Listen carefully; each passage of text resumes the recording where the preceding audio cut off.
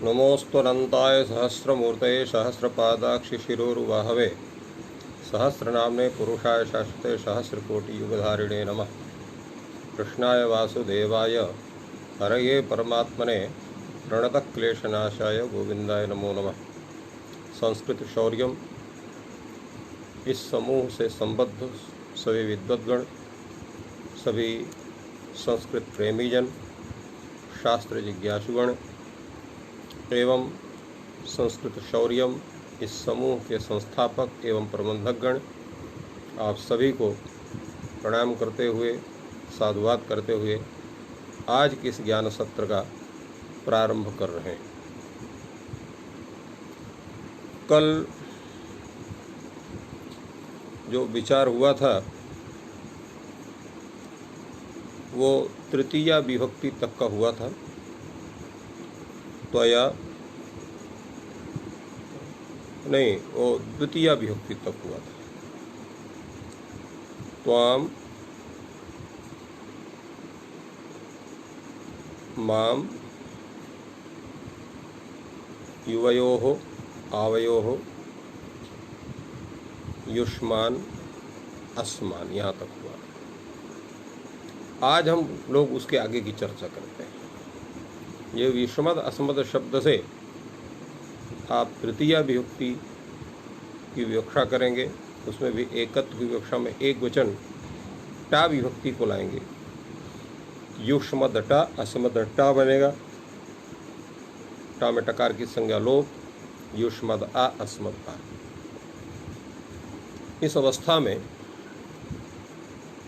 यहाँ पर सूत्र लग जाएगा आपका त्वमावेक वचने। तो एकस्य उक्तयो हनयोम प्रत्यंश त्वमौ स्तः विभक्तो, अर्थात एक तत्व के अर्थ में विवक्षित जो युष्मत् सद और अस्मत् शब्द, उनके मपर्यंत भाग को क्रमशः त्व और म आदेश होता है। तो यहाँ म पर्यंत भाग को युष्मत् को त्वा, अस्मत् को म आदेश हो जाएगा। तो त्वा अद आ और म अद आ, ऐसा बनेगा।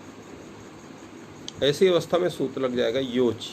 यह कहता है अनयोर यकारादेशा स्यात् अनादेशे अजादो परतः, अर्थात युष्मद और अस्मद शब्द के जो अंत्य है,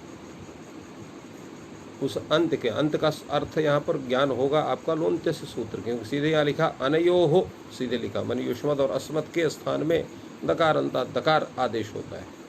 यहाँ षष्ठी का है इसलिए अलोन्त्य से सूत्र लगेगा।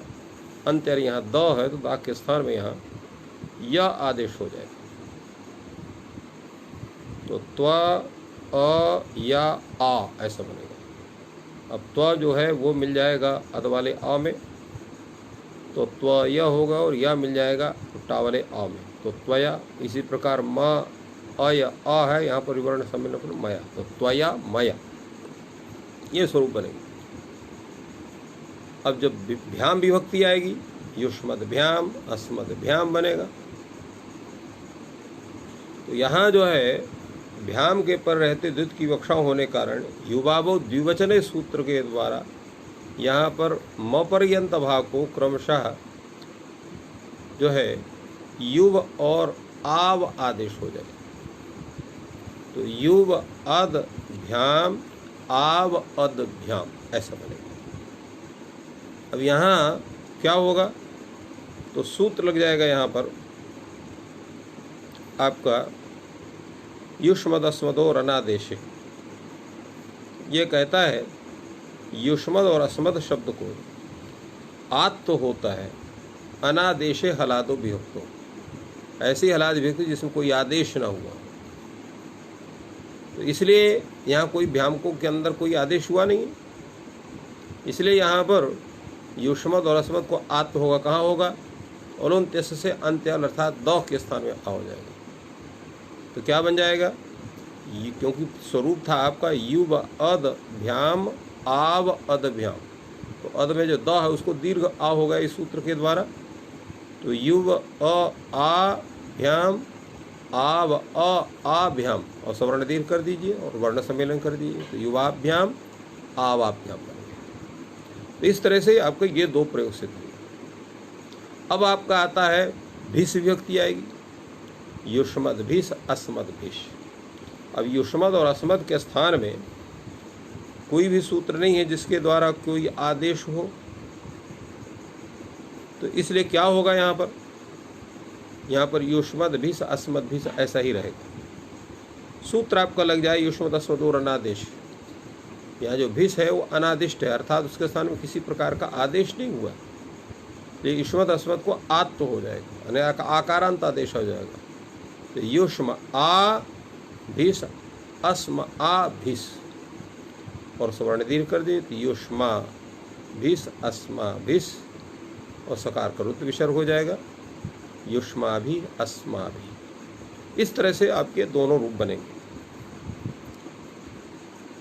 एक चीज और बता दें, जो योच सूत्र है जिसको आपने त्वया माया में लगाया है वो भी उसी जगह लगेगा जहां पर उस अजाद विभक्ति के स्थान में कोई आदेश न हुआ, क्योंकि वहाँ पर अनादेशे अजादो परता है। यहाँ पर भी जो है युष्मदस्मदो और अनादेशे से अनादेशे इसकी अनुवृत्ति हो जाती है, इसलिए अनादेशे अजादो विभक्तो परता ये उसका अर्थ होगा।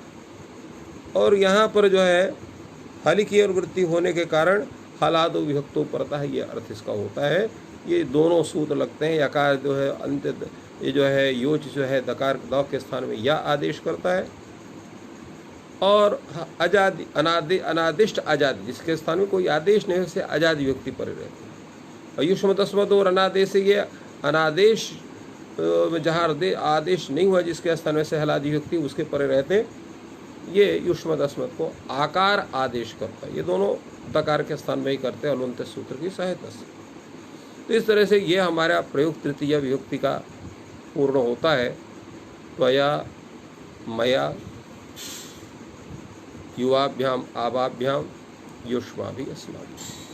अब हम लोग चलते हैं चतुर्थी विभक्ति के विचार पर।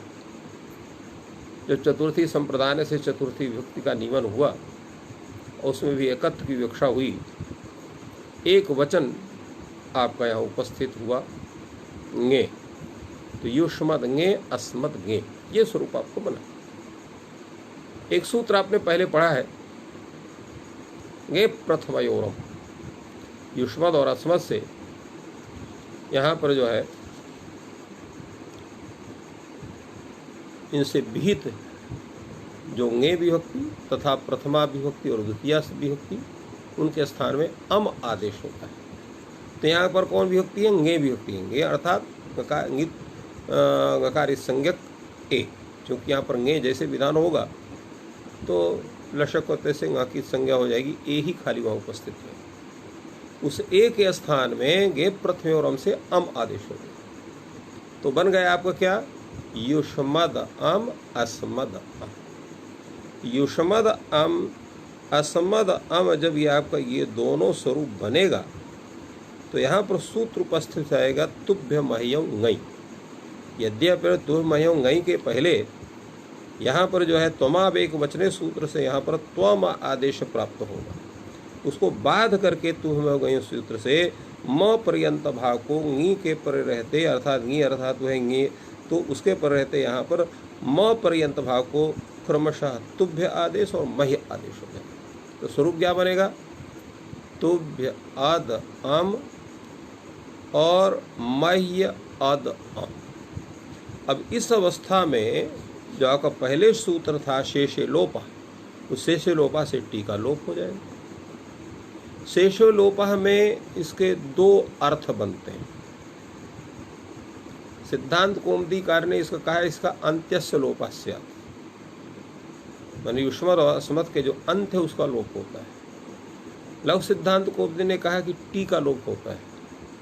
टी के लोप होने करने पर कई समस्याएं आती हैं, उनका भी समाधान आप लोगों को अब ये पूरा जब ये प्रयोग पूरे सिद्ध हो जाएंगे युष्म और अस्मद में तब इस पर हम विशेष चर्चा करेंगे। अभी इतना ही बता रहे हैं कि सिद्धांत कौमुदी के अनुसार इसका होता है अंत्यस्य लोपः स्यात्, और लघु सिद्धांत कौमुदी कहता है एतयोः टी लोपः स्यात्। तो अभी हम यहाँ बनाते हैं टी का लोप हो गया, तो टी में कितना, अद इतना भाग टी है, तो अद इतना भाग जो टी है जब उसका लोप हो जाएगा तो क्या बन जाएगा, युष्म नहीं, तुभ्यम मह्यम, वर्ण सम्मेलन कर दीजिए तो तुभ्यम मह्यम, ऐसा रूप हो जाएगा।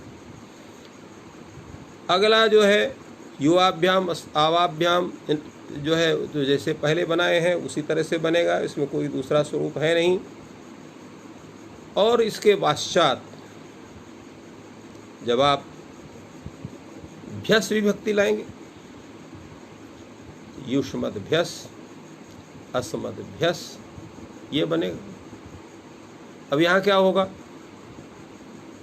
तो यहाँ एक सूत्र उपस्थित हो जाता है, ये कहता है भ्यसोभ्यम, भ्यस को अभ्यम आदेश होता है। यहाँ पर भी स्थिति यही है। सिद्धांत कौमुदीकार कहते हैं कि भ्यसः भ्यम इति, ऐसा उसका संधि विच्छेद करते हैं, और लघु सिद्धांत कौमुदी में इसको कहता है भ्यसः अभ्यम, तो भ्यसोभ्यम मैंने खंडाकार यहाँ प्रकार मानते हैं कि भ्यस के स्थान में अभ्यम आदेश होता है। तो यहाँ भ्यस के स्थान में अगर हम अभ्यम करते हैं तो युष्मद अभ्यम अस्मद अभ्यम बनता है, शेषो लोपा से टी का लोप हो जाएगा, तो युष्म अभ्यम अस्म अभ्यम बनता है, और वर्ण सम्मेलन पर करने पर युष्म अभ्यम अस्म अभ्यम बनता है। अगर हम वहाँ पर अंत्य का लोप करते हैं तो युष्म अभ्यस अस्म अभ्यस ऐसा माना जाएगा, और यहाँ पर जो है भ्यस के स्थान में भ्यम आदेश कर दे तो युष्म अभ्यम अस्म अभ्यम जाएगा।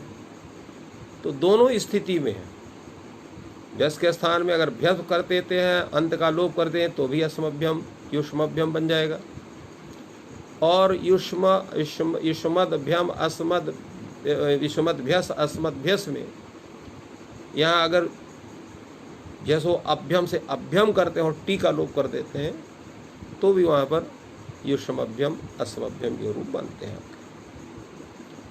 तो दोनों स्थिति में बनते हैं,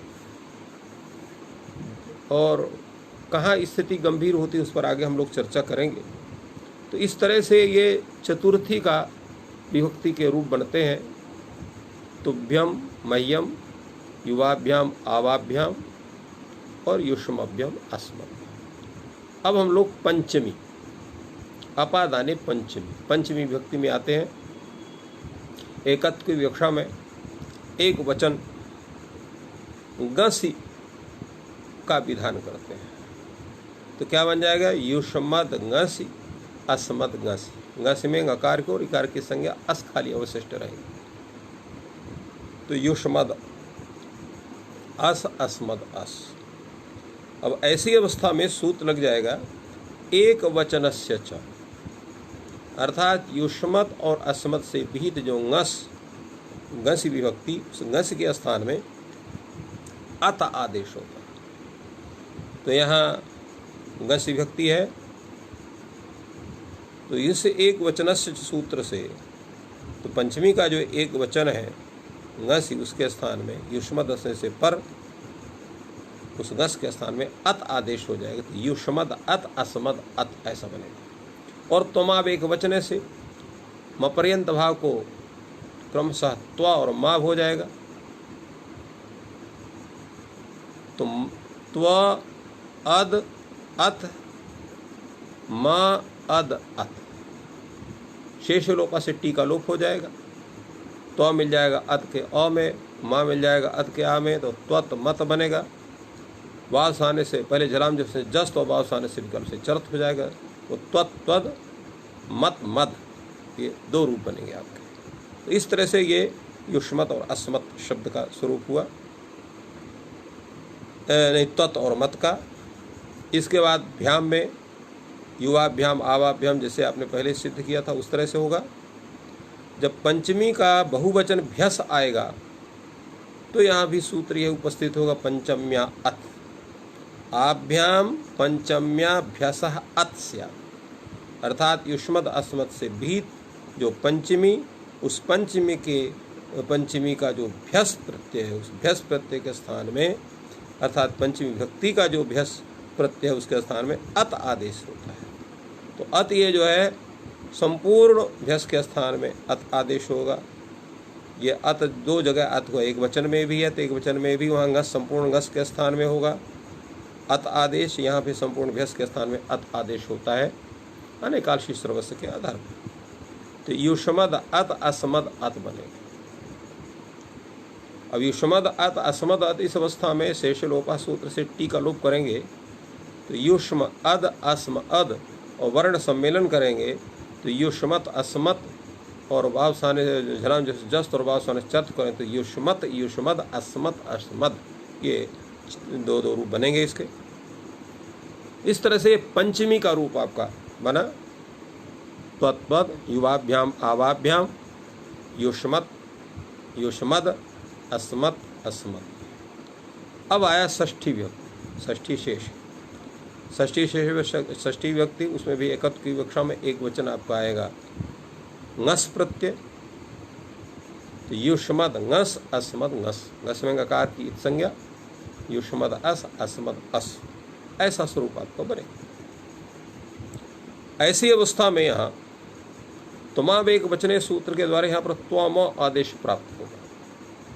म पर्यंत भाग उसको बात करके सूत्र लग जाएगा तव मम ngस। ये सूत्र कहता है कि युष्मद और अस्मद शब्द के म पर्यंत भाव को तव और मम आदेश होते हैं, तव और मम आदेश होते हैं। तव और मम आदेश हो जाएंगे तो क्या बन जाएगा युष्मद अस अस्मद अश, ऐसा स्वरूप बन जाएगा। तो ऐसी अवस्था में क्या होगा तो सूत्र पुनः उपस्थित होता है युष्मद अस्मद्भ्याम ngसो अश। ये कहता है युष्मद और अस्मद शब्द से पर जो ngस विभक्त स्थान में अश आदेश होता है, ये संपूर्ण ngस के स्थान में अश आदेश हो जाएगा तो अ हो जाएगा। तो यहाँ तव अ मम अ, ये तव और मम जो आदेश होते हैं ये अकारांत आदेश होते हैं, इसलिए तव अ मम अ इस अवस्था में तो गुण से पररूप होकर के तव मम ऐसा स्वरूप इनका बनता है। इस तरह से तव और मम और शब्द ये सिद्ध होते हैं। और जब षष्ठी द्विवचन में ओस विभक्ति आएगी युष्मद ओस अस्मद ओस बनेगा। अविवाव द्विवचने से यहाँ पर युव और आव आदेश हो जाएंगे तो युव अद ओस और आव अद ओस बन जाएगा। अब सूत्र लग जाएगा यहाँ पर योच। ये क्या कहता है युष्मद अस्मद को स्थान में यकार आदेश होता है अनादेश आजादी व्यक्ति प्रति। अनादेश आजादी व्यक्ति कौन है ओस, तो उसके बाद यकार होगा कहाँ होगा अलुंत से अंत को होगा तो द के स्थान में यह हो जाएगा। तो युव अ य ओस आव अ य ओस और वर्ण सम्मेलन कर दीजिए तो युवयोस आवयोस सकार का रुत्त विसर्ग हो जाएगा युवयोह आवयोह बन जाएगा। इस तरह से ये युवयोह आवयोह रूप बनता है। अब आए आपका बहुवचन, बहुत विवक्षा बहुवचन आम हो गए तो क्या बन जाएगा आपका युष्मद आम अस्मद आम। अब यहाँ स्थिति क्या है, अब यहाँ एक ढंग से युष्मद आम अस्मद आम इस अवस्था में योच सूत्र से यहाँ पर यकार आदेश प्राप्त हुआ तो उसको बात करके सूत्र लग जाएगा साम आकम। आभ्याम परस्य साम आकम स्यात्। यहाँ जो है युष्मद और अस्मद से पर जो साम है उसको आकम यह आदेश होता है।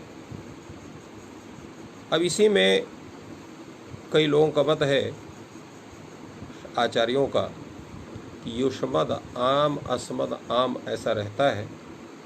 शेषलोपा सूत्र से अंत दकार का लोप हो जाता है तो युष्म आम अस्म आम होता है। समासुर से सुट होकर के उकार टकार की संज्ञा होकर के युष्म साम अस्म साम होता है और साम के स्थान में आकम आदेश होकर के युष्म आकम अस्म आकम होता है और अका सवर्ण से दीर्घ होकर के युष्माकम अस्माकम ऐसा रूप सिद्ध होता है। हिंदू सिद्धांत कौमुदीकार और लोक सिद्धांत कौमुदीकार दोनों ये मानते हैं कि आम में ही जो है, चूँकि अगर यहाँ अदंत होता है तो उसमें सुट होता है और साम यह रूप होता है, तो आम में ही साम तो बुद्धि करके और उस आम के ही स्थान में आकम आदेश होता है। तो युष्मद आकम अस्मद आकम यह रूप होता है और यहाँ पर शेषलोपा सूत्र से टी लोप होकर के युष्म आकम अस्म आकम और वर्ण सम्मेलन होकर युष्माकम और अस्माकम रूप बनते हैं। तो ये दो विचार इसमें आते हैं और सर्वत्र यही है कि आम में ही जो सिद्धांत मत है, आम में ही साम बुद्धि करके और साम जो है साम आकम और एक दूसरा मत भी है जिसका हमने पहले उल्लेख किया। तो ये दोनों मत हैं, दोनों शास्त्रकार इसको अपने हिसाब से अपनी व्याख्या करते हैं। तो जो टी लोप मानते हैं उनके मत में यहाँ पर तो सुट आगम वगैरह समथिंग हो सकता है और जो टी लोप नहीं मानते हैं, अंत लोप मानते हैं, उनके विषय में हो सकता है। मतलब टी लोप का विशेष रूप से समर्थन करते हैं, उसके आधार पर यह विचार होता है। तो इस तरह से युष्माकम अस्माकम। अब यहाँ पर सप्तमी, सप्तम में अधिकरण है, सप्तमी विभक्ति आई। सप्तमी में भी एकत्व विवक्षम में एक वचन ङी और बन जाएगा आपका युष्मद ङी अस्मद ङी। ऐसी अवस्था में फिर तुमावेक वचने सूत्र से युष्मद के म पर्यंत भाग को त्वा आदेश और म आदेश हो जाएगी युष्मद अस्मद में। तो त्वा अद ई और म अद ई ऐसा बनेगा।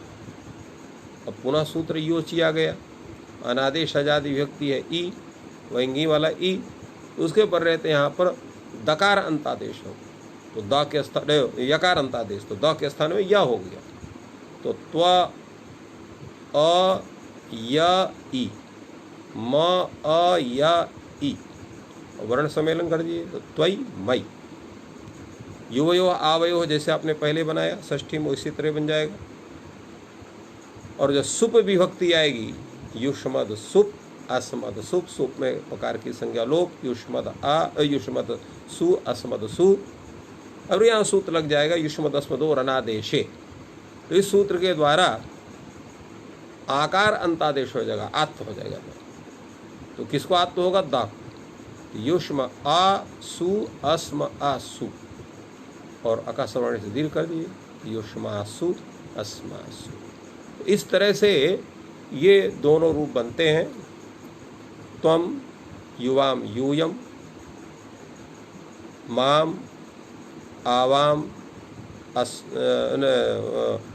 त्वाम युवाम युष्मान, त्वया युवाभ्याम युष्माभिः, तुभ्यम तुभ्यम युवाभ्याम युष्मभ्यम, त्वत् युवाभ्याम युष्मत्, तव युवयोः युष्माकं, त्वयि युवयोः युष्मासु, अहम आवाम वयम, माम आवाम अस्मान, मया आवाभ्याम अस्माभिः, मह्यम आवाभ्याम अस्मभ्यम, मत आवाभ्याम अस्मत्, मम आवयोः अस्माकं, मयि आवयोः अस्मासु। तो इस तरह से ये युष्मद शब्द और अस्मद शब्द के ये रूप बनते हैं। शेषलोपा के विषय हमने जैसे बतलाया, इसमें दो मत हैं। एक मत ये है कि अंत का लोप होता है। अंत का लोप जो हम करेंगे तो सर्वत्र उसी ढंग से हमको बुद्धि करनी पड़ेगी। जैसे तो जैसे आपका तुभ्य मह्यंगय, यहाँ पर म पर्यंत भाग को यहाँ पर जो है तुभ्य और मह्य आदेश होगा और अम होगा तो तुभ्य अंत का लोप होगा तो तुभ्य अद, और जहाँ पर अम रहता है तो अंत का लोप है तुभ्य अम ऐसा रहेगा तो अम पूर्वा से रू करके तुभ्यम मह्यम ऐसी परिकल्पना होगी। भ्यसो अभ्यम में अभ्यम छेद न करके भ्यसः भ्यम ऐसा छेद रहेगा। द का लोप होगा तो युष्मभ्यम अस्मभ्यम बन जाएगा। तो इस तरह से इसी प्रकार साम आकम में यहाँ पर दकार का लोप सुट होकर के साम इस स्वरूप में ही आकम आदेश होगा। तो इस तरह से कई अनेक परिवर्तन के स्वरूप होते हैं और दोनों इन मतों का विचार शास्त्रकारों के द्वारा हुआ है, किंतु लघु सिद्धांत कौमुदीकार ने क्योंकि यहाँ पर अंत का लोप न करके टी लोप स्वीकार किया है और वहाँ पर वो सिद्धांत सम्मत स्वरूप में भी देखा जाता है, इसलिए टी का ही लोप होगा। और ऐसी अवस्था में भ्यसः अभ्यम ऐसा ही उसका छेद करना पड़ेगा और साम आकम में भी आम में ही साम बुद्धि मान करके और उसके स्थान में आकम आदेश करना पड़ेगा। तो इस तरह से ये संपूर्ण रूप सिद्ध होते हैं और कहीं भी किसी प्रकार का कोई इसमें व्यवधान नहीं उपस्थित होता है। अब एक दूसरा प्रयोग का स्वरूप इसी के अंतर्गत आता है और वह प्रयोग कहाँ होता है, कैसे होता है, इसके लिए सूत्र आपके सामने उपस्थित होता है। युष्मदस्मदोः षष्ठी चतुर्थी द्वितीयास्थयोर वाम नावो। ये सूत्र कहता है पदात् परयोः अपादादौ स्थितयोः षष्ठ्यादि विशिष्टयोर वाम नौ इत्यादेशौ अस्तः। ये सूत्र कहता है कि ऐसे युष्मद अस्मद के शब्द जो सिद्ध हो गए पूरी तरह से, सिद्ध का मतलब आपने उनका रूप पूर्ण रूप से सिद्ध कर लिया है। ऐसे कौन शब्द? षष्ठी विभक्ति के शब्द, जैसे युष्मा शब्द का हो गया आपका षष्ठी विभक्ति में तव युवयोः युष्माकम्, ये उसका स्वरूप है। चतुर्थी में तुभ्यम युवाभ्याम युष्मभ्यम है। द्वितीया में त्वाम युवाम युष्मान ऐसा स्वरूप। तो इनके संपूर्ण सिद्ध जो स्वरूप हैं, इसलिए लिखा षष्ठ्यादि विशिष्टयोर युष्मद अस्मद, युष्मर और अस्मद, उनके स्थान में वाम और नौ आदेश होता है। तात्पर्य क्या हुआ कि जितने भी षष्ठ्यंत शब्द हैं, जितने भी चतुर्थ्यंत शब्द हैं, जितने भी द्वितीयांत शब्द हैं, उनके स्थान में वाम और नौ ये आदेश हो जाएंगे। कब होंगे? जब वो शब्द किसी पद से पर हो, किंतु किसी मंत्र श्लोक इत्यादि का जो पाद है, चार पाद होते हैं, प्रथम पाद, द्वितीय पाद, तृतीय पाद, चतुर्थ पाद, और मंत्रों में त्रिपाद भी होते हैं, जैसे गायत्री त्रिविधा मानी जाती है, गायत्री छंद जो है। तो इसके अनुसार पाद के आदि में उसको नहीं होना चाहिए, बीच में हो, अंत में हो, किंतु आदि में न हो। अपादादौ स्थितयो, पाद के आदि में स्थित न रहे। तो ऐसे षष्ठ्यादि अर्थात षष्ठ्यंत, चतुर्थ्यंत और द्वितीयांत शब्दों के स्थान में युष्मद अपसद संबंधी जो षष्ठ्यंत, चतुर्थ्यंत और द्वितीयांत शब्द हैं, उनके स्थान में वाम और नौ आदेश होता है। तो प्रश्न होगा, क्या संपूर्ण षष्ठी, चतुर्थी और द्वितीय विभक्त्यंत के स्थान में होगा? तो कहा नहीं, बहुवचनस्य वसनसो, कहा पद से पर और पाद के आदि में न स्थित ऐसे जो युष्मद अस्म शब्द है, अगर वो बहुवचनांत है तो उन बहुवचनांत के स्थान में वस और नस आदेश हो, जैसे युष्मान वह, अस्मान नह, ऐसा प्रयोग होगा। तो कहा और कोई विचार है? कहा हाँ और विचार है। कहा क्या है? ते मया वेक वचनस्य, कहे पद से पर और पाद के आदि में न स्थित जैसे युष्मद शब्द से विहित अगर एक वचन है षष्ठी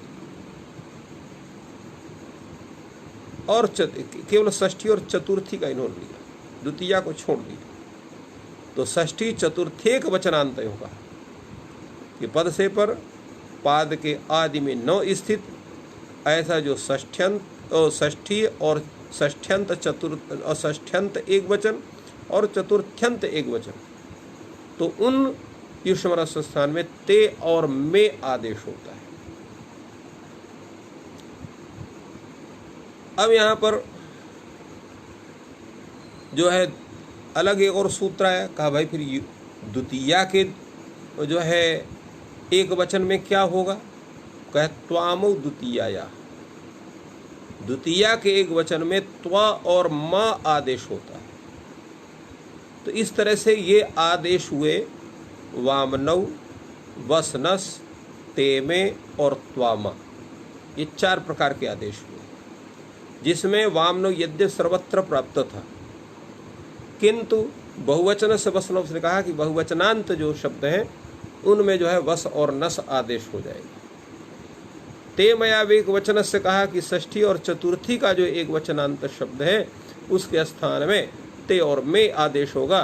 तो त्वामो द्वितीया कहा कि भाई ठीक है, परंतु द्वितीया का जो एक वचनांत शब्द है उसके त्वामा आदेश होगा। तो इससे क्या सिद्ध हुआ कि षष्ठी, चतुर्थी और द्वितीया के जो द्विवचनांत शब्द हैं उनके स्थान में वाम और नौ आदेश हो गए। ये एक चीज सिद्ध हो गई।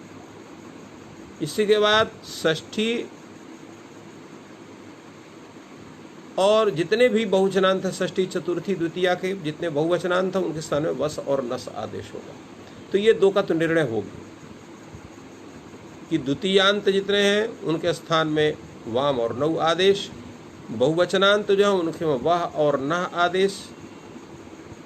परंतु तृतीय जो है चतुर्थी और षष्ठी में एक वचन में ते में आदेश और द्वितीयांत में द्वितीया विभक्त्यंत एक वचनांत में वहाँ पर त्वा और मा आदेश हो। अब जैसे इनका रूप अगर हम चलाना चाहें तो किस रूप में चलाएंगे? चलिए युष्मत शब्द को लेते हैं। तो युष्मत शब्द द्वितीया का रूप क्या होता है आपका? त्वाम युवयोः युष्मान। यहाँ पर क्या जुड़ जाएगा? तो त्वाम त्वा युवयोः वाम युष्मान वाह, ये हो गया आपका। इसके बाद अब चलिए आइए द्वितीया के बाद आज आप आ जाइए जो है चतुर्थी में। तुभ्यम युवाभ्याम युष्मभ्यम, ये आपका रूप बनता है। तो तुभ्यम के साथ कौन लग जाएगा? तुभ्यम के साथ लग जाएगा ते। युवाभ्याम के साथ कौन लग जाएगा? वाम। और युष्मभ्यम के साथ कौन लग जाएगा? युष्मभ्यम के साथ लग जाएगा आपका वाह। तो इस तरह से इसका रूप होगा। अब षष्ठी में आ जाइए। षष्ठी में एक वचन जो है उसके स्थान में क्या कौन आदेश हो जाएगा? ते आदेश हो जाएगा। और द्विवचन में कौन हो जाएगा? वाम आदेश हो जाएगा। बहुवचन में क्या कौन हो जाएगा? तो बहुवचन में हो जाएगा आपका वाह। तो इस तरह से ऐसे आपका अस्मत् शब्द में भी है। अब आई वहाँ द्वितीया में, तो वहाँ पर क्या रूप बनता है आपका? माम आवयोः अस्मान। तो माम के स्थान में म, आवयोः के स्थान में नौ और अस्मान के स्थान में न, ये आदेश हो जाएगा। इस तरह से आप चतुर्थी में आएंगे तो मह्यम आवाभ्याम अस्मभ्यम, तो मह्यम के स्थान में आदेश, आभ्याम के स्थान में नौ आदेश और अस्मभ्यम के स्थान में नह आदेश। षष्ठी में आइए, मम आवयोः अस्माकम, तो मम के स्थान में आदेश,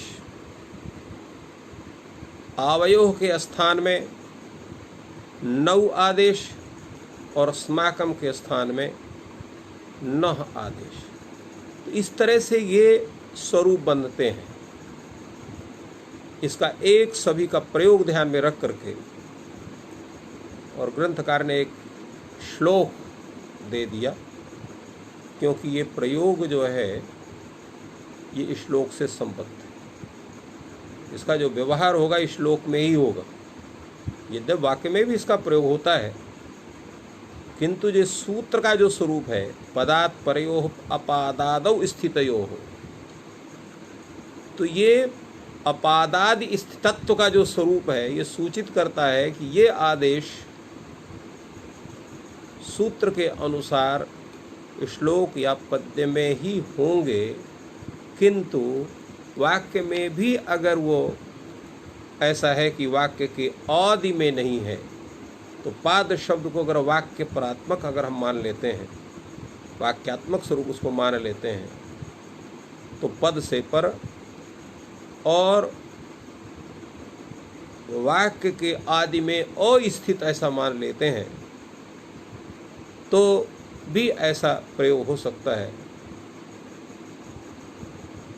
हाँ, तो परंतु ऐसा प्रयोग देखा जाता, परंतु वस्तुतः जो मुख्य इसका स्वरूप है वो पद के लिए है। इसलिए शास्त्रकार ने जो यहाँ उदाहरण प्रस्तुत आपके सामने किया है वो पद का ही हुआ। श्रीशस्त्वावतु मापीह दत्तात् ते मेऽपि शर्मसः स्वामी ते मेऽपि सहरिः पातु वामपि नौ विभुः सुखं वाम नौ ददात्पीशः पतिर्वामपि नौ हरिः सोऽव्याद् वो नः शिवं वो नो दद्या सेव्योत्र वः सनः। तो श्रीशः त्वा अवतु मा अपि इह अवतु। श्रीशः विष्णु, त्वा माने त्वाम, मा माने माम, अवतु तुम्हारी भी रक्षा करे, हमारी भी रक्षा करे। तो यहाँ एक वचन में त्वामा आदेश हो गया। त्वाम माम के जगह पर यहाँ पर त्वामा, त्वाम अवतु माम अवतु में त्वा अवतु माँ अवतु ये हो गया। अब यहाँ देखिए त्वा और माँ ये दोनों हैं, तो श्रीशा ये हो गया पद, उससे पर यहाँ पर त्वाम शब्द था, उसके स्थान में त्वा आदेश हो गया, तो श्री तो यहाँ पर त्वावतु हो गया। इसी प्रकार अवतु इस पद से पर यहाँ पर माम शब्द है, उसके स्थान में माँ आदेश हो गया। और ये दोनों शब्द कैसे हैं? पाद के आदि में स्थित नहीं है, क्योंकि श्री शस्त्वावतु माँ पीह इतना पूरा पद है, तो पाद के आदि में श्री शब्द बैठा हुआ है, इसलिए यहाँ कोई दिक्कत नहीं। दूसरा क्या है? बहुवचन का स्वरूप है। दत्ताते में पिशर्मसा नहीं, आपका चतुर्थी का है। चतुर्थी जो है आपका एक वचन का रूप, पहले एक वचन के ही स्वरूप आपके हैं, द्वितीया का हो गया, अब चतुर्थी का। तो ते में के यहाँ पर तुभ्यम मह्यम, तो सह श्रीशः तुभ्यम मह्यम, तुभ्यम मह्यम अपि शर्म दत्तात। वह ईश जो है तुम्हें और मुझे भी शर्म माने सुख को प्रदान करे। यहाँ पर पूरा पद है दत्तात ते में भी शर्मसा, यहाँ पद है दत्तात, उससे पर यहाँ पर तुभ्यम है और मह्यम है, तो तुभ्यम के स्थान में ते और मह्यम के स्थान में मे आदेश हो गया है, तो दत्तात ते में भी शर्मसा ये रूप आपका बन गया। अब यहाँ पर आपका षष्ठी का आ गया, तब मम ये वचन है, स्वामी ते में पि सहरि, सहरि तब स्वामी मम अपि स्वामी।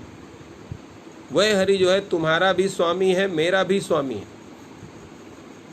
यहाँ पर जो है पद पूरा है आपका, पाद पूरा है स्वामी ते में पि सहरि, पद है स्वामी, उससे पर यहाँ पर तुभ्यम और मह्यम है, उनके स्थान में यहाँ पर ते में आदेश हो गया है, ते में अब एक वचन से, इसलिए यहाँ पर स्वामी ते में पि सहरि ये आपको बन गया एक वचन का। अब आप आइए द्विवचन में के रूप में आइए, तो सह विभु वाम सॉरी तो आवाम युवाम आवाम पातु, सह हरिहि यह सह विभु युवाम आवाम पातु, वह हरि जो है तुम दोनों की और हम दोनों की रक्षा करे।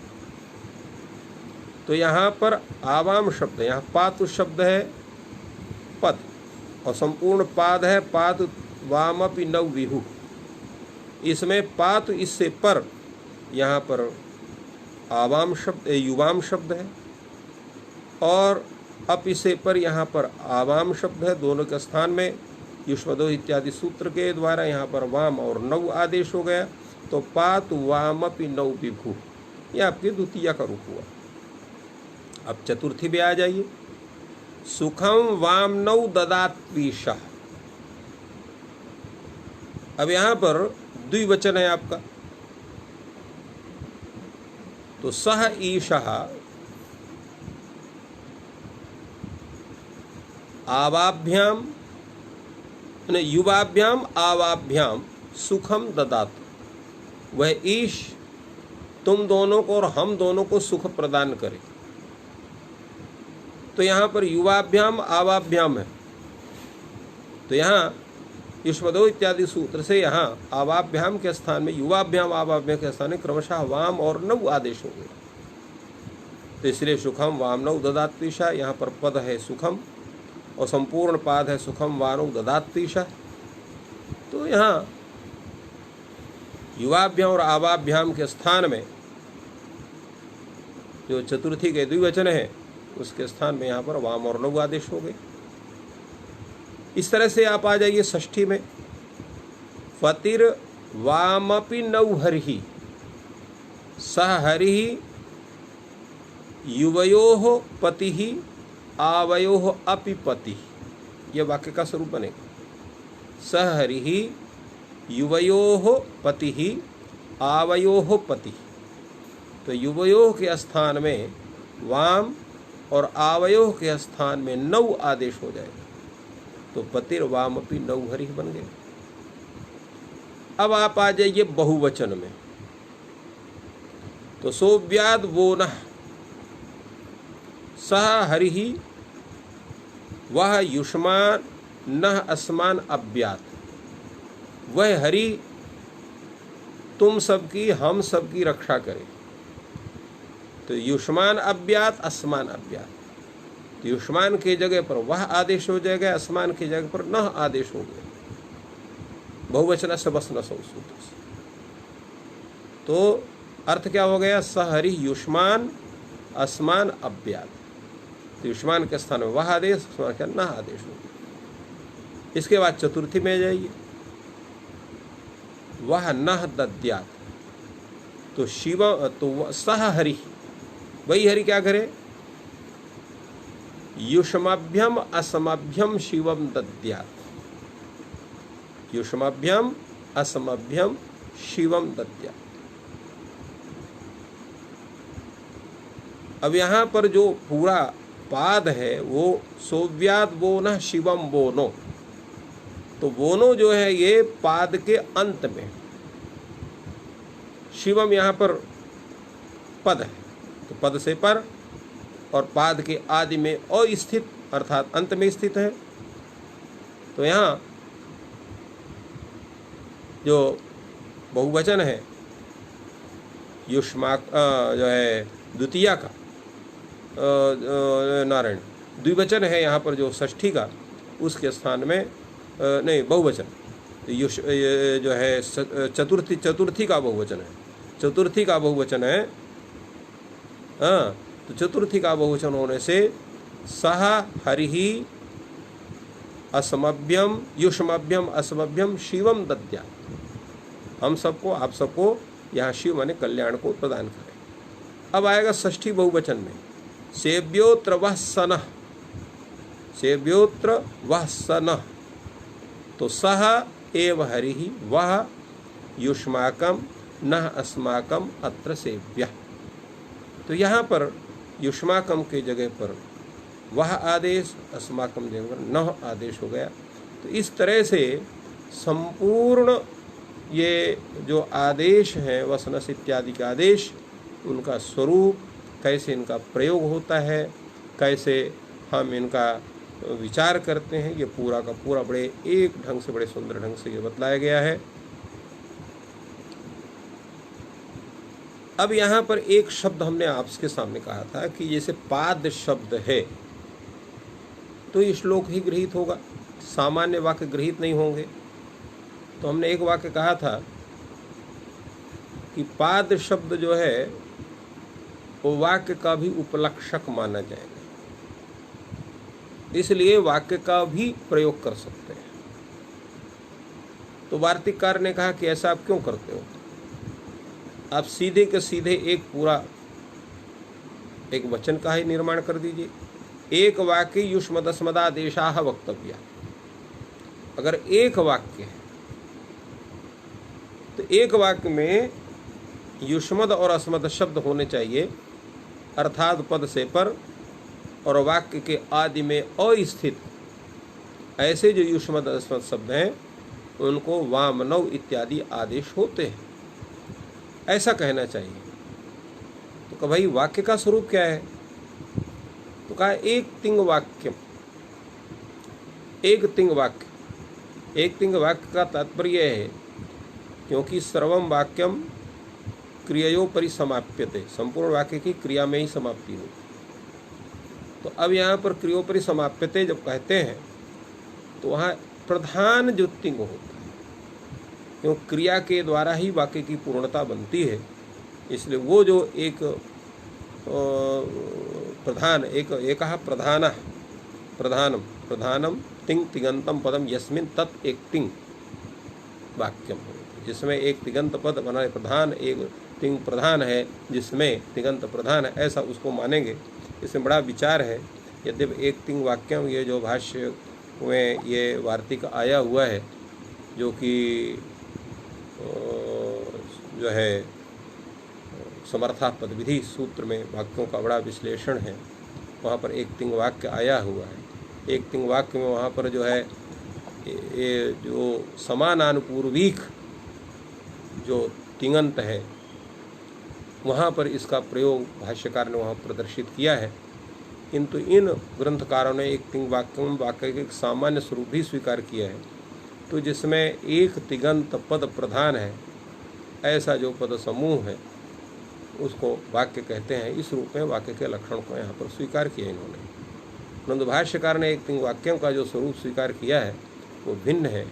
उसमें है एकानुपूर्वीक जो तिंग है, तद विषयक जो स्वरूप है, जैसे ब्रूहि वहाँ ने उसका उदाहरण भाष्यकार ने प्रवृत्त किया है। उसके आधार पर एक तिंग वाक्यम यहाँ कथन जो है ये उचित नहीं है। तथापि एक तिंग वाक्यम का यहाँ जो स्वरूप ग्रहण किया है तो एक तिंग प्रधानम अर्थात एकम तिगंत तिंग माने तिगंतम पदम प्रधानम यस्मिन तत् एक तिंग एवं रूपेण वाक्य का स्वरूप लेकर के हम एक तिंग वाक्यों को करेंगे। तो इसलिए जहाँ पर जैसे ओदनम पच तो भविष्यति में यहाँ वाक्य है, किंतु यहाँ पर दो तिंग हो गए, एक पच है एक भविष्यति। तो इसलिए यहाँ पर एक तिगंत घटित वाक्य न होकर तिगंत द्वय घटित वाक्य है। इस कारण से इसमें एक वाक्यता का एक वाक्य का स्वरूप नहीं आएगा। इसलिए यहाँ पर यद्यपि पद से पर है, पद और वाक्य के आदि में स्थित नहीं है, फिर भी यहाँ पर तौ के स्थान में ते आदेश नहीं होता। दूसरे ये कहते हैं एते वामनावादयो अनन्वादेशे व वक्तव्या। ये जो वामनव आदेश हैं ये अनन्वादेश में विकल्प से होते हैं और अन्वादेश में नित्य होते हैं। तो अन्वादेशे तु नित्यम स्युः, अन्वादेश में नित्य होते हैं। अन्वादेश के विषय में चर्चा पिछले में आ चुकी है कि जहाँ पर किसी व्यक्ति को कार्य विधान के लिए कहा गया है और पुनः कार्य विधान कर लिए कार्यांतर विधान करने के लिए पुनः जब उसका हम विचार करते हैं तो वो अन्वादेश कहलाता है। तो अनन्वादेश में ये विकल्प से होते हैं, अर्थात सामान्य रूप से वाक्य में अगर इनका प्रयोग होता है तो अन्वादेश का स्वरूप हुआ, परंतु द्वितीय बार पुनः अगर उनका विचार होता है अन्वादेश में तो वहाँ नित्य होता है। यथा वाक्य का स्वरूप हो गया धाता ते भक्तोस्ति धाता तो भक्तोस्ति। तो धाता ते भक्तोस्ति धाता तो भक्तोस्ति ये अनन्वादेश का उदाहरण होगा, इसलिए विकल्प से होगा। और तस्मै ते नमः इत्येव, तो तस्मै नमः भी होता है और ते नमः भी होता है। तो यहाँ दोनों ये भी वाक्य का एक स्वरूप हुआ है। अन्यत्र जो है अन्वादेश का यहाँ उदाहरण इन्होंने नहीं उपस्थापित किया है, परंतु अन्वादेश के विषय में यहाँ जो विचार होगा वो जैसा इन्होंने बतलाया कि वो नित्य ही वहाँ पर आदेश का विधान होगा, वामनव इत्यादि का आदेश। तो इस तरह से ये वामनव इत्यादि आदेशों का पूरा विवरण यहाँ पर दिया गया है। अब दकारांत शब्दों में दूसरा शब्द आपके सामने उपस्थित हो रहा है, वो सुपाद। तो सुपाद शब्द है यहाँ पर, ये दकारांत शब्द है यहाँ पर। तो शोभनौ पादौ यस्य सह सुपाद। तो यहाँ शोभनौ पादौ यस्य सह ऐसे विग्रह में यहाँ पर यह सुपाद रूप बना हुआ है। और सुपाद शब्द यह दकारांत शब्द है। इस दकारांत शब्द से यहाँ पर सु विभक्ति लाएंगे, सुपाद सु बनेगा और सु के उकार की संज्ञा होने के पश्चात सा का हलंग्याद लोप हो जाएगा। पद संज्ञा होने से यहाँ पर झलाम जिसमें जस्त जस्त तो बने धातु है ही है। यहाँ पर अवसान संज्ञा होने से विराम विराम से अवसान संज्ञा और वावसाने से विकल्पित चर्त का विधान हो जाएगा, जिससे यहाँ पर सुपात सुपाद ऐसा रूप बनेगा। औ विभक्ति आएंगे सुपादौ, जस विभक्ति लाएंगे सुपादः, और संबोधन में हे सुपात, हे सुपाद, हे सुपादौ, हे सुपादः, और द्वितीय विभक्ति में सुपादम सुपादौ। किंतु जैसे आप शस विभक्ति लाएंगे, शकार की संज्ञा अस हो जाएगी, सुपाद अस बचेगा, तो सूत्र लग जाएगा पाद पद।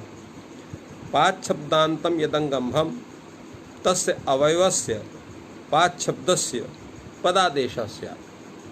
ये कहता है पाद शब्दांत जो अंग, कैसा अंग हो, भौ संज्ञक अंग, उसका अवयवभूत जो पाद शब्द, उसके स्थान में पद आदेश होता है। तो अब घटाइए, यहाँ पर सुपाद अस बना हुआ है। पाद शब्दांत भसंज्ञक अंग कौन हो गया, सुपाद, उसका अवयवभूत यहाँ पाद शब्द है, उसके स्थान में पद आदेश हो गया। जो पद आदेश हो जाए तो क्या बन जाएगा, सुपद अस। वर्ण सम्मेलन कर दीजिए, वर्ण सम्मेलन करने पर यहाँ ये आपका रूप बन जाएगा सुपदस, सकार का रुत्व विसर्ग थे सुपदा।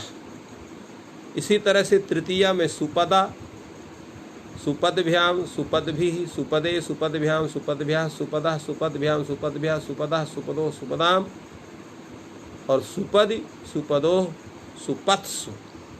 इस तरह से ये आपका रूप बनता है। अब ये दकारांत शब्द यहीं पर तो जो है पूर्ण होता है। अब क्या आगे रूप बनेगा, तो जब ग ड दा, अब ख फ छ ठ थ च ट त ये आया।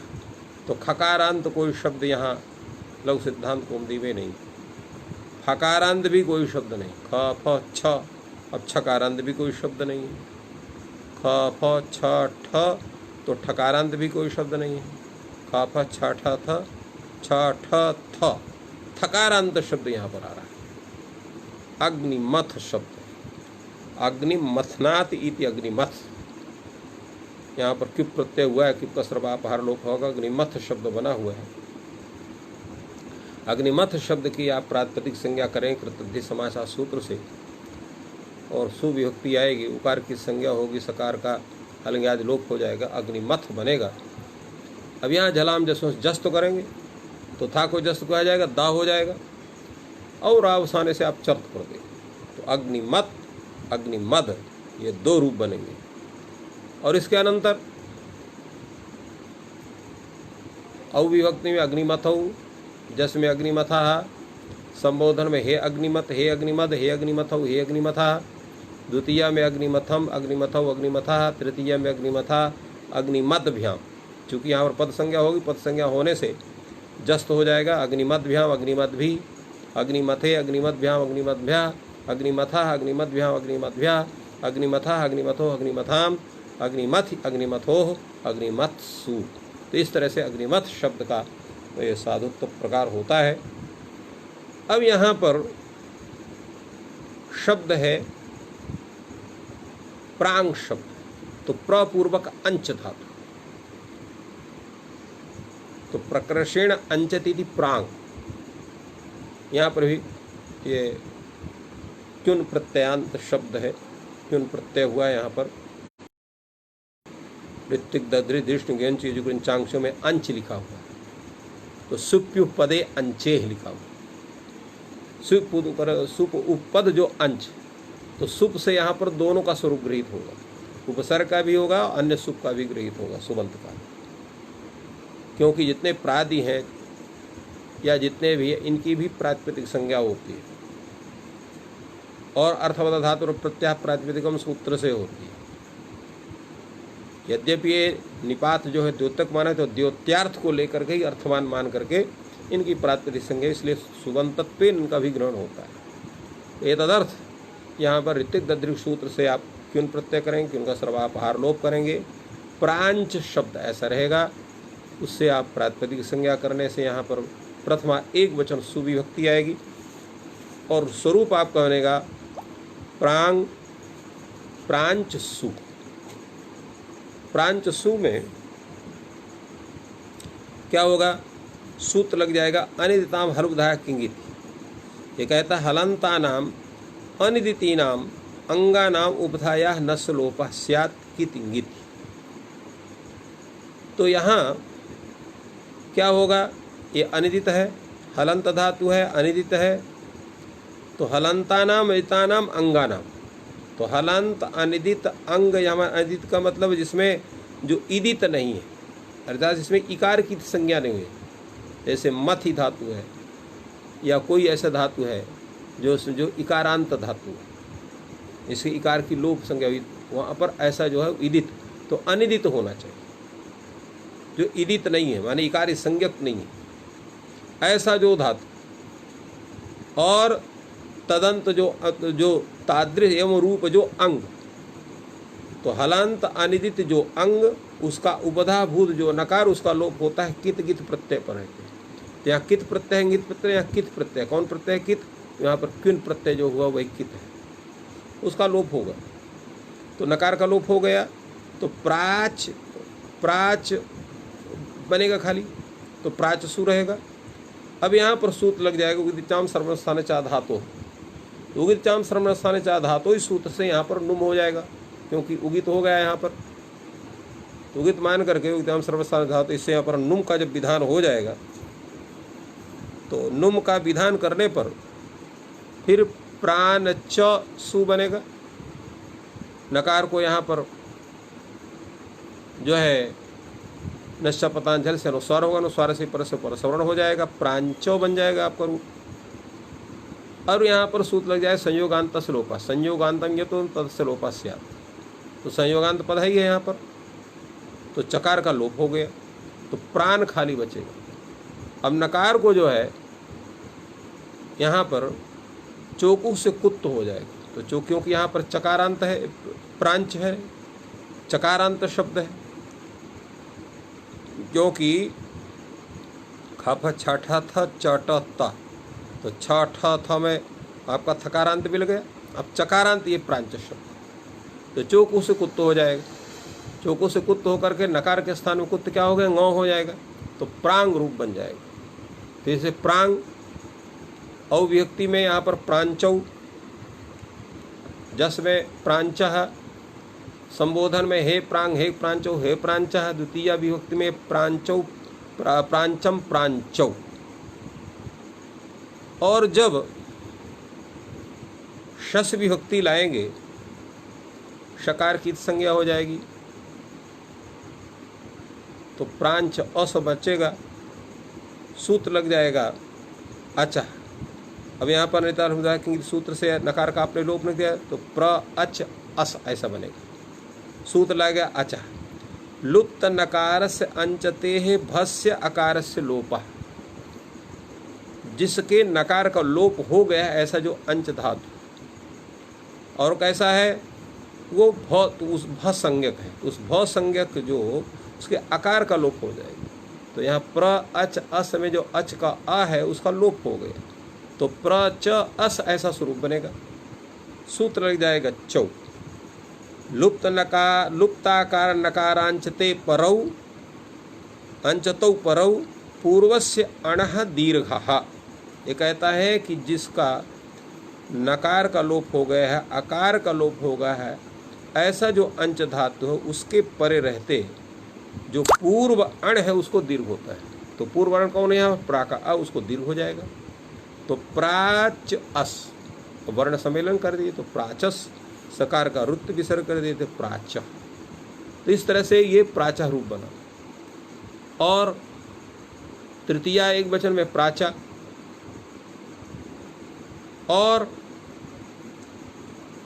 तृतीया द्विवचन में जहाँ प्रांचभ्याम है, अन्यथा से नकार का लोग है, प्राचभ्याम बनेगा, चौकू से कुत्त होकर के चाको क हो जाएगा, और पद संज्ञा होने झलाम जैसे जस्त होकर गा हो जाएगा। तो प्राग्भ्याम प्राग्भी, प्राचे प्राग्भ्याम प्राग्भ्या, प्राचः प्राग्भ्याम प्राग्भ्या, प्राचः प्राचोः प्राचाम, और प्राचि प्राचोः प्राक्षु। तो इस तरह से ये चकारांत शब्द का प्रथम जिसका स्वरूप आप लोगों ने सिद्ध किया। और अब चूँकि समय हो गया है, अब दूसरा जो शब्द है उस पर कर हम लोग चर्चा करेंगे। इन शब्दों के साथ आज का ये ज्ञान सत्र यहीं पर पूर्णता को प्राप्त करता है। आप सभी को धन्यवाद करते हुए और आज के का इस अध्ययन सत्र का यहीं पर पूर्णता हो प्रदान करते हैं। जयतु संस्कृतम, जयतु भारतम।